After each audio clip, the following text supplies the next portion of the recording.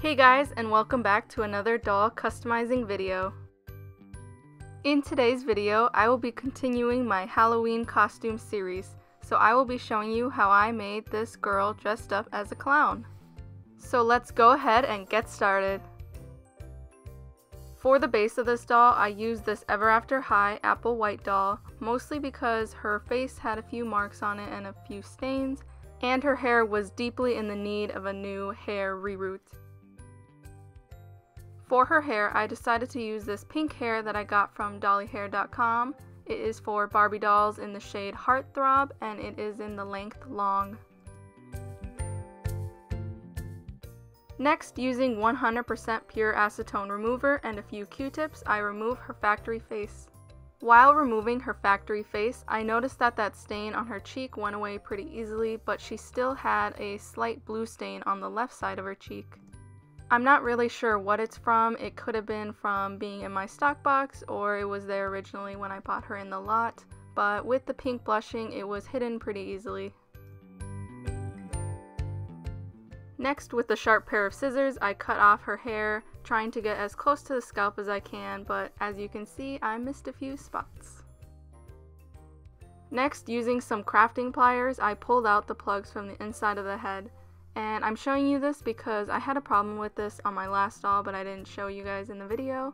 But the pliers started to scrape the inside of the neck hole.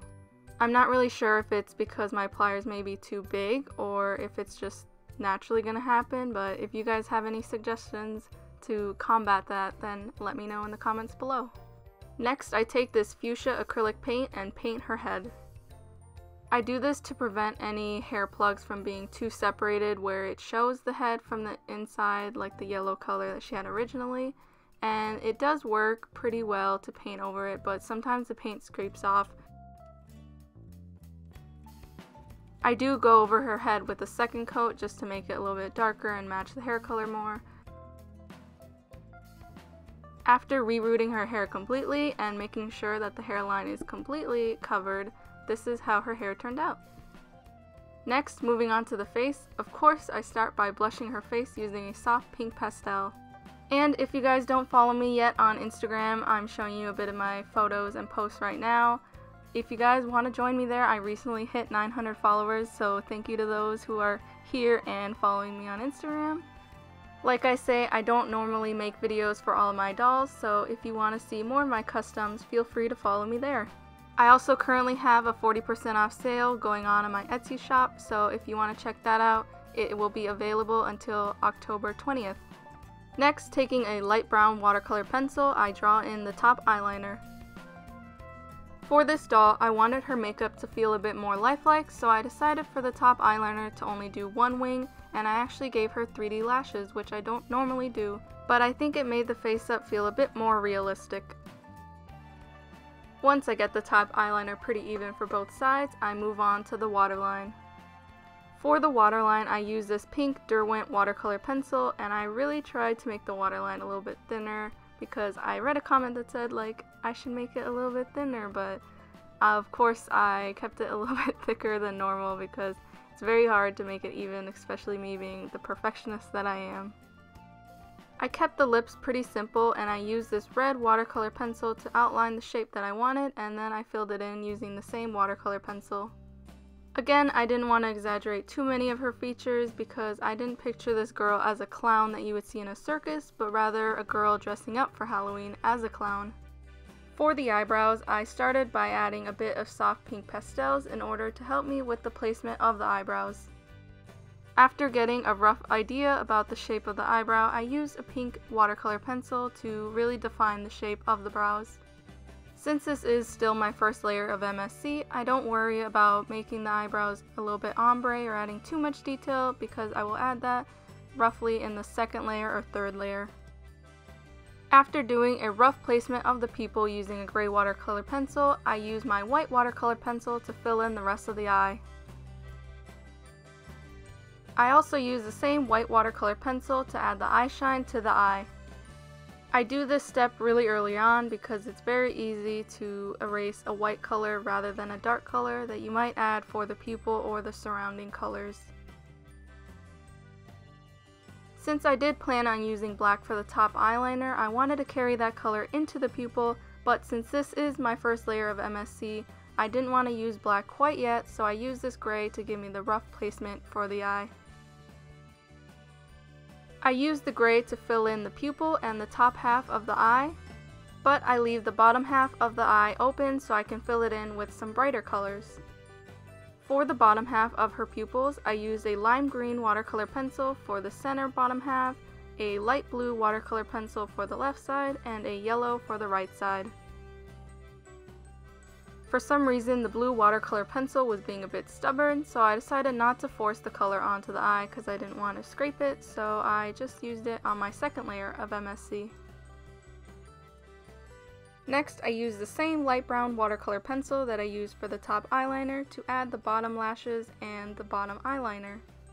I do go over these eyelashes using black, but for now this was just rough placement for me in order to prevent any mistakes I might do with the black. I'm always very cautious when using a black watercolor pencil for my face-ups. Before I sprayed my doll with a second layer of MSC, I did add the black to the top eyeliner since this was pretty much done and I wanted to seal it before I added any more colors. Next, I take a darker pink watercolor pencil to add a bit of an ombre to the eyebrows, and I used it because it matched a bit more to the hair color. I also take my white watercolor pencil to add a bit of a highlight under the brow. Before using any of the darker colors, I start by adding the light colors, as in the pink for the waterline and a few highlights under the eye. I really love adding highlights under the inner corner of the eyes because I think it just adds a bit more dimension to the look. Again, I take my white watercolor pencil to fill in the eye. I always make sure to add white very early on my second spray or third spray of MSC because white tends to pick up a lot of colors that I might use on the face up, so in order to prevent that, I just use it right away and add the white that I need. I did start using my gray watercolor pencil for the eye because I wasn't going to use black for the pupil until my third layer of MSC, but I did end up using black because it was pretty much getting there and it was almost finished, so I didn't want to waste a layer of MSC. Carefully using my very sharp black watercolor pencil, I go over the light brown that I had originally placed for the bottom lashes. This step is always terrifying to me when I use black for the bottom lashes because if I make them too big, it's very hard to erase them because it might start smudging, and especially since I redid the blush, it might pick up the blush and erase that too, which leaves some streaks on the face.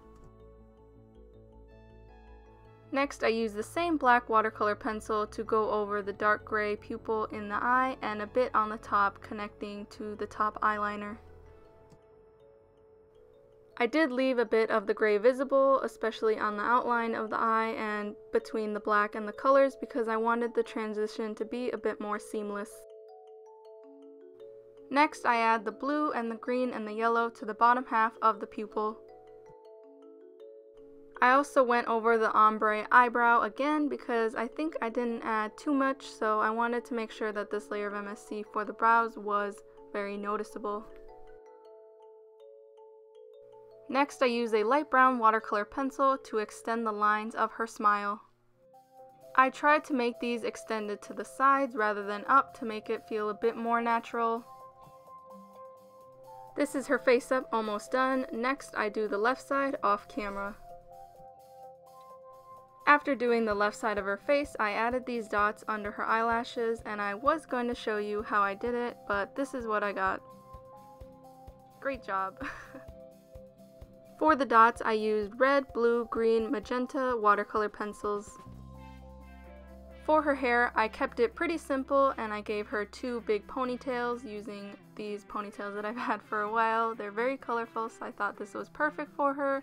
And in order to make the ponytails lie a bit closer to her head, I used this bigger ponytail to hold them in place. Next, moving on to her outfit. For her outfit, I decided to make her a one-piece jumpsuit using this nylon fabric. It's very colorful, and for the sleeves, I used this magenta and lime green nylon. I also ended up using a blue nylon fabric for the collar, and I made it a onesie so I didn't have to repaint any shoes, which was nice. but this is how it turned out. I'm sorry I didn't really record, I guess I forgot to, but it's pretty simple. I just made it a top and then a bottom pants and sewed them together at the waist. And here I am adding the jumpsuit onto the doll because I wanted to add a few accessories that I didn't want them to fall off while I was putting this on her, and it ended up fitting pretty well. It stretched a little bit, so it gave me a little bit of wiggle room to place it on her. And since I don't plan on removing this jumpsuit from her, I decided to sew the back closed. And for a small neck decoration, I used this black tulle, which I'm showing you here, that I simply stitch together 2 layers and I pull on one string in order to gather it. This is the technique I use for a lot of my dolls' outfits if I'm going to make them a dress, because this is how you cinch up fabric in order to give that very pleated skirt look. So if you've heard me in my previous videos saying to gather the fabric, this is what I'm talking about. So here I'm showing you my first layer of black tulle that I used, but I wanted it to be a bit more bigger, so I used 2 extra layers of black tulle. To add a few more decorations and last minute touches, I used these nail art 3D bows that I got from a dollar store down in Texas. Since this girl has so much color already, I decided to use the black and white bows. At this point, I added a few more decorations to her face and her hair, which I don't show you until the final photos, but I used the solid black bows for her hair and I added the 3D lashes. And to finish off the outfit, I used the black and white checkered bow for the center of the neck. So here are the final photos of this clown girl. I never add 3D lashes to my dolls, so that's why I didn't show you in the process, because it was very difficult, and for some reason I completely forgot to add a red nose, which is the very staple of a clown. I think my favorite part of this doll is the hair, because it's very colorful compared to my other dolls and very styled with the ponytails. I really want to know what you guys think of this doll, so feel free to let me know in the comments below. And here she is with my mini-me all bright and colorful. If you guys like this video, feel free to leave a like, subscribe if you are new, and don't forget to follow me on Instagram as well. I will see you guys next week for another doll video.